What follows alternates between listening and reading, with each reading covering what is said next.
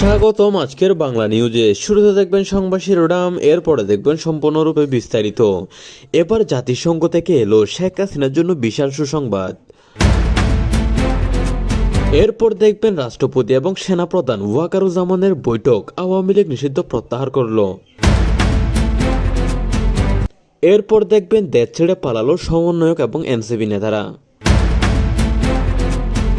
জুলাই মাসে যারা পুলিশ হত্যা করেছে তাদের সবার শাস্তি হবে বললেন স্বরাষ্ট্রমন্ত্রী সালাউদ্দিন আহমেদ। এরপর দেখবেন সংবিধান বদলালে দেশের অবস্থা ভয়ানক হবে, যা স্বাধীনতার বিরোধী বললেন বিএনপি নেতা আমির খসরু। এরপর দেখবেন গত নির্বাচনটি পুরোপুরি অবাধ এবং সুষ্ঠু হয়নি বললেন মেজর অলি আহমদ। এবং সর্বশেষ দেখবেন শেখ হাসিনা আসলে সবার আগে সমন্বয়কদের বিচার হবে বললেন সাইমা ওয়াজেদ পুতুল। এতক্ষণ শুনলেন সংবাদ শিরোনাম, এবার দেখবেন সম্পূর্ণরূপে বিস্তারিত।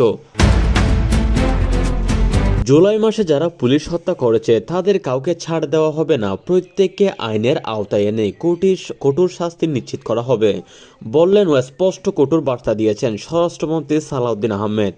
তিনি বলেন, রাষ্ট্রের আইন শৃঙ্খলা রক্ষাকারী বাহিনীর উপর হামলা বা হত্যার মতো ঘটনা কোনোভাবে গ্রহণযোগ্য নয় এবং এ ধরনের অপরাধের সঙ্গে যারা জড়িত তাদের বিরুদ্ধে সর্বোচ্চ কঠোরতা প্রয়োগ করা হবে। যদিও ইউনূস সরকার এর বিচার করেনি, তবে আমরা এর বিচার করতে যাচ্ছি। পুলিশত মানুষ, তারাও কোটা আন্দোলনের শহীদদের মতো মারা গিয়েছেন, তাদের অবশ্যই খুনিদের বিচার করতে হবে। স্বরাষ্ট্রমন্ত্রী তার বক্তব্যে আরও বলেন, পুলিশ কেবল একটি বাহিনী নয়, তারা রাষ্ট্রের নিরাপত্তা ও সাধারণ মানুষের সুরক্ষার গুরুত্বপূর্ণ অংশ। তাই তাদের উপর হামলা মানে সরাসরি রাষ্ট্রের স্থিতিশীলতা নিরাপত্তার উপর আঘাত করা। তিনি জোর দিয়ে বলেন, জুলাই মাসে সংঘটিত সহিংস ঘটনাগুলো সরকার অত্যন্ত গুরুত্ব সঙ্গে দেখছে এবং এই সব ঘটনার পেছনে যারা পরিকল্পনা করেছে, অর্থায়ন করেছে কিংবা সরাসরি অংশ নিয়েছে সবাইকে চিহ্নিত করার কাজ চলছে। তিনি জানান, ইতিমধ্যে আইন শৃঙ্খলা বাহিনীকে নির্দেশ দেওয়া হয়েছে ঘটনাগুলোর পূর্ণাঙ্গ তদন্ত করতে এবং দ্রুত দোষীদের গ্রেপ্তার করতে, তদন্তের মাধ্যমে প্রকৃত অপরাধীদের খুঁজে বের করে তাদের বিরুদ্ধে আইনানুগত ব্যবস্থা নেওয়া হবে। স্বরাষ্ট্রমন্ত্রী সালাউদ্দিন আহমেদ আরও বলেন, কেউ যদি মনে করে সহিংসতা করে পার পেয়ে যাবে তাহলে সেটা সম্পূর্ণ ভুল ধারণা। আইনের হাতে অনেক দীর্ঘ এবং অপরাধীদের অবশ্যই বিচারের মুখোমুখি হতে হবে।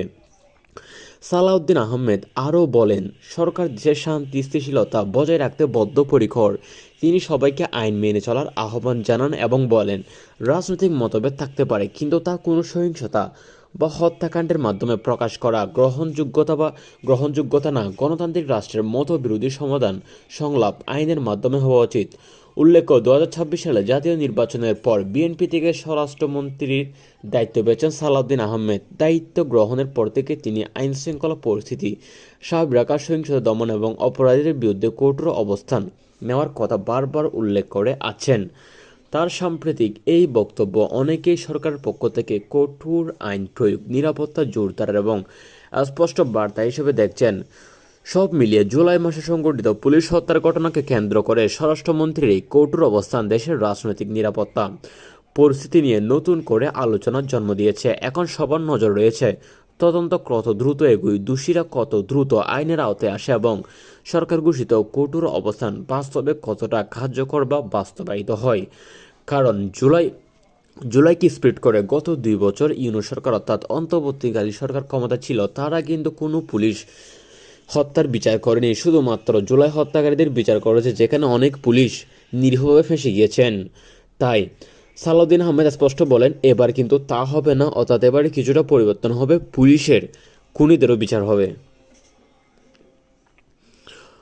অপরদিকে সংবিধান পরিবর্তনের যে কোনো উদ্যোগ দেশের জন্য ভয়ানক পরিণতি ডেকে আনতে পারে, এটি স্বাধীনতার মূল চেতনার বিরোধী হবে, এমন কঠোর ও স্পষ্ট বক্তব্য দিয়ে বিএনপি নেতা আমির খসরু মাহমুদ চৌধুরী তিনি বলেন, বাংলাদেশের সংবিধান শুধু একটি আইনগত নথি নয়, এই দেশের স্বাধীনতা সংগ্রাম, মুক্তিযুদ্ধের চেতনা এবং গণতান্ত্রিক কাঠামোর ভিত্তি। তাই রাজনৈতিক স্বার্থ বা সাময়িক সুবিধার জন্য সংবিধান পরিবর্তনের চেষ্টা করা হলে তা দেশের ভবিষ্যতের জন্য মারাত্মক ক্ষতিকর হতে পারে। আমির খসরু আরও বলেন, সংবিধান এমন একটা দলিল যা রাষ্ট্রের মৌলিক কাঠামো, নাগরিক অধিকার এবং গণতান্ত্রিক ব্যবস্থার ভিত্তি নির্ধারণ করে। এটা পরিবর্তন করার আগে জাতীয় ঐক্যমত, জনগণের মতামত এবং সাংবিধানিক প্রক্রিয়ার প্রতি পূর্ণ সম্মান দেখানো জরুরি। তিনি সতর্ক করে বলেছেন, যদি কোনো এক পক্ষ একতরফাভাবে সংবিধান পরিবর্তনের চেষ্টা করে তাহলে তা দেশের রাজনৈতিক স্থিতিশীলতা নষ্ট করবে এবং জনগণের মধ্যে গভীর বিভাজন তৈরি করতে পারে। তিনি উল্লেখ করেন, স্বাধীনতার মধ্যে অর্জিত রাষ্ট্র ব্যবস্থাকে দুর্বল করার ক্ষমতা কোনো পদক্ষেপ জনগণ কখনো মেনে নিবে না।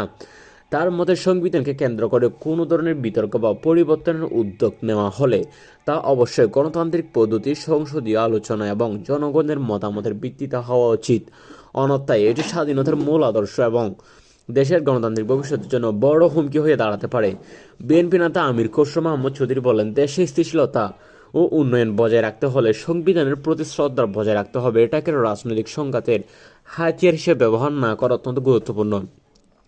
তিনি আরও বলেন, সংবিধানকে ঘিরে যে কোনো সিদ্ধান্ত নিতে হলে জাতির বৃহত্তর স্বার্থকে অগ্রাধিকার দিতে হবে, কারণ এটি কেবল দল বা সরকারের বিষয় নয়, এটা পুরো জাতির ভবিষ্যতের সঙ্গে জড়িত। সব মিলিয়ে সংবিধান পরিবর্তনের সম্ভাব্য উদ্যোগ স্বাধীনতা বিরোধী এবং দেশের জন্য বিপজ্জনক পরিণত কারণ হতে পারে, বিএনপি নেতা আমির খসরু বলেছেন।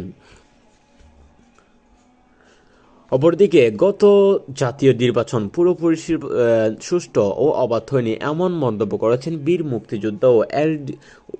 মুক্তিযোদ্ধা ও এলডিপি নেতা অলি আহমেদ। তিনি বলেন, একটি গণতান্ত্রিক রাষ্ট্রের নির্বাচন হচ্ছে জনগণের মতামতের প্রকাশের সর্বোচ্চ গুরুত্বপূর্ণ মাধ্যম, কিন্তু যখন সেই নির্বাচনের পরিবেশ নিয়ে প্রশ্ন উঠে যায়, জনগণের আস্থা পুরোপুরি প্রতিষ্ঠিত হয় না, তখন সেটি দেশের গণতান্ত্রিক প্রক্রিয়ার জন্য উদ্বেগজনক হয়ে দাঁড়ায়। তার মতে গত নির্বাচনে এমন কিছু পরিস্থিতি ও ঘটনা দেখা গিয়েছে যার কারণে অনেকের মনে নির্বাচনের তৈরি সন্দেহ অসন্তোষ হয়েছে। অলি আহমেদ আরও বলেছেন, তখন অত্যবহ হয় যখন সব রাজনৈতিক দল সমান সুযোগ প্রতিদ্বন্দ্বিতা করতে পারে এবং সাধারণ ভোটাররা নির্ভয়ে তাদের ভোটাধিকার প্রয়োগ করতে পারেন। তিনি উল্লেখ করেন, যদি নির্বাচন পরিবেশ নিয়ে প্রশ্ন থাকে তা জনগণের অংশগ্রহণ সীমিত হয়ে যায়, তাহলে সেই নির্বাচন পুরোপুরি গ্রহণযোগ্যতা পায় না। তার মতে একটি শক্তিশালী গণতন্ত্র গড়ে তুলতে হলে নির্বাচনকে অবশ্যই স্বচ্ছ, নিরপেক্ষ, সবার জন্য সমান সুযোগ সুবিধার পরিচালনা করতে হবে। তিনি আরও বলেন, ভবিষ্যতে যে দেশের গণতান্ত্রিক ধারাবাহিকতা বজায় রাখতে হলে নির্বাচনী ব্যবস্থার প্রতি জনগণের আস্থা ফিরিয়ে আনা অত্যন্ত জরুরি। এজন্য রাজনৈতিক দলগুলোর মধ্যে সংলাপ, নির্বাচন কমিশনের শক্তিশালী ভূমিকা এবং প্রশাসন নিরপেক্ষতা নিশ্চিত করা প্রয়োজন। তিনি মনে করেন, যদি এসব বিষয় গুরুত্বের সঙ্গে বিবেচনা করা হয় তাহলে ভবিষ্যতে নির্বাচন আরও সুষ্ঠু, গ্রহণযোগ্য এবং অংশগ্রহণমূলক হতে পারে।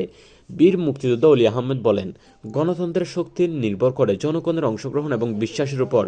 তাই নির্বাচনী প্রক্রিয়াকে এমনভাবে গড়ে তুলতে হবে যাতে সাধারণ মানুষ মনে করেন তাদের ভোটের মূল্য রয়েছে এবং সেই ভোট দেশের ভবিষ্যৎ নির্ধারণে গুরুত্বপূর্ণ ভূমিকা রাখে। তিনি আশা প্রকাশ করেন, আগামী দিনের রাজনৈতিক দল ও রাষ্ট্রের দায়িত্বশীল প্রতিষ্ঠানগুলো একই সঙ্গে কাজ করে এমন একটা নির্বাচন ব্যবস্থা গড়ে তুলবে যেখানে কোনো ধরনের বিতর্ক বা প্রশ্নের সুযোগ থাকবে না।